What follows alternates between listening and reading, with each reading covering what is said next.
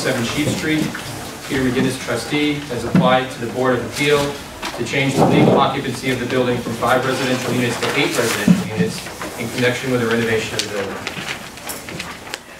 Hey, thank you. I appreciate it. Dan Toscano from Drago Toscano LLP, attorneys at law with zoning attorneys located at 15 Broad Street, Boston, Mass. I am here representing Peter McGinnis, who owns a number of units here and properties in the North End. Here on behalf of Peter McGinnis, who operates, manages all of his properties, is John Carlo Typeri, who everybody probably knows here, owner and operator of Core Management Group here on North Bennett Street, and opened up a new property over down the waterfront. 270 North Street. 270 North Street. So I'm going to pass out a couple of copies of the plans, and then we'll get right into it. As David mentioned, this is a petition that we filed with ISD to change the legal occupancy of the property at 27 Sheafe Street from 5 residential units to 8 residential units. We're going to renovate the existing building. We're not adding additional living space. We're not going up 1 story. What we're going to do is do everything from within the existing structure. Currently, there are 5 residential units. As I said, there's one on the garden level, there's one on the 1st floor, 2nd floor, 3rd floor, and 4th floor. All of them, the garden level is a 2-bedroom residential unit. From 2nd floor up is a 3-bedroom residential unit. And what we want to do is renovate the floor plan. So we're going to, the floor plan, the new floor plan, the proposal is to have the garden unit and the 1st floor unit make 2 duplex units, make 2-bedroom, 2-bath for unit 1 and 2, which will be the garden unit and the 1st floor. Those are 2 bedrooms, 2 baths. From 2nd floor, 3rd floor, and 4th floor, what we're going to do is rather have 3-bedroom units, where you're going to make those units smaller to have studio units, and what we're going to do is they're going to be 450 square foot studio units on floor number 2, floor number 3, and floor number 4. In addition to changing the floor plan of the property, we're going to have a roof deck.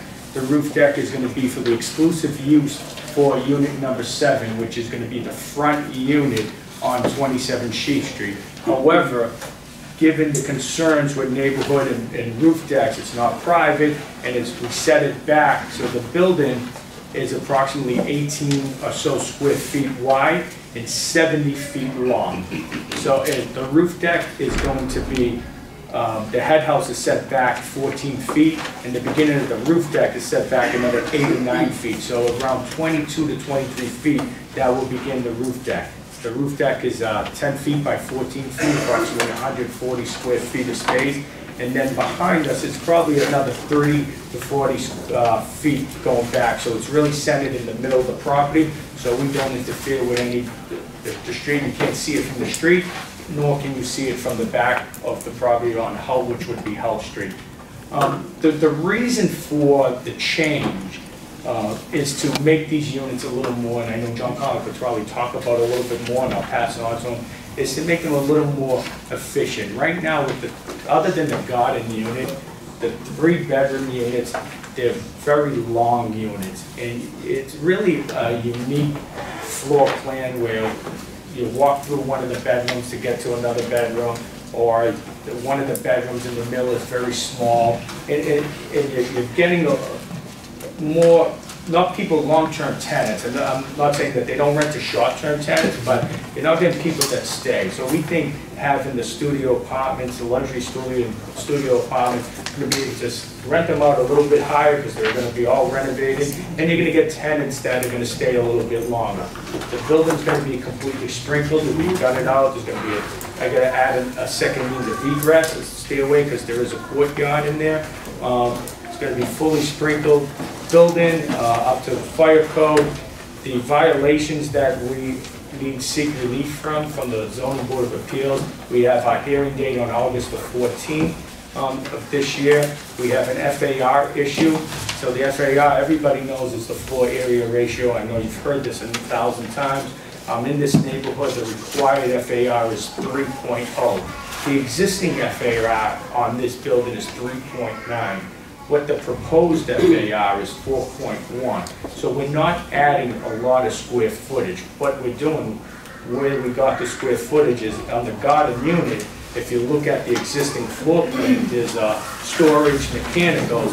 We're going to utilize that space as living space. So that's the increase of the living space, why our FAR goes from 3.9, which is a pre-existing violation, to 4.1. Second violation is an open space violation. This building sits in a multi-family residential sub-district. And in the multi-family residential sub-district, the zoning code states that you have to have 100 square feet per residential unit. As of right now, it's only approximately 30 square feet per residential unit. That doesn't mean that each unit has a balcony or a patio. There is a courtyard in the back, where it's just an open space, and that measures to about approximately 30 square feet per residential unit. By adding the roof deck, we're only at about 37 square feet per residential unit. So we're in violation of the zoning code. So we need relief from the zoning code of the 100 square feet per residential unit. It's not something we just can comply with unless we make a full, common roof deck which exceeds the entire roof, which we're not inclined to do. The third violation would be the roof structure. What is roof structure? It's a violation because we are altering the current state of the roof. Right now, it's just a head house. The head house is not changing. We're not changing the dimensions of the head house. And that's on the, now that we're putting a roof deck on it, we're changing the look of the roof, so we're alteration of the roof. So that's what's called as a roof structure violation. So we're seeking relief because we're putting the roof deck. Another violation we have is a parking violation. In a multifamily residential subdistrict, since we're adding some units, we have to have one parking spot per residential unit. Because this is an 8-unit residential, the proposal is, we don't need 8 parking spots right now because we already have 5. So we need to add 3 residential parking spots on the premises. And as we know in the neighborhood, at 27 Sheafe Street, we're not putting underground parking, and we're not going to have parking. So we need to seek relief for the parking violation. I believe that covers the violations, if I can remember. I want to turn it over to John Connell because I think he can explain a little bit more as him in the real estate business as to why the smaller unit would be more efficient here in the neighborhood. And it's something that Peter McGinnis has done with a property that he had on Hulk Street several years ago, where there's 5 units and he's changing it, and it's actually become a more efficient and longer-term tenant. So, yeah, sure. Hi again, John Carlo, Core Property Group, 2 offices in the North End. I also own a property management company. I manage all of Peter McGinnis's property, as well as other landlords as well. So we're at about 150 to 200 units under management right now, all in the North End. I'm a property owner in the North End as well. So this building right now, basically the layouts are defunct in many ways. So Daniel was right in saying 16 Hull Street, which is a project we partook in a few years back. That was the same kind of layout. It was a long, just a long unit, room. So we went before zoning to approve when we actually converted that as well.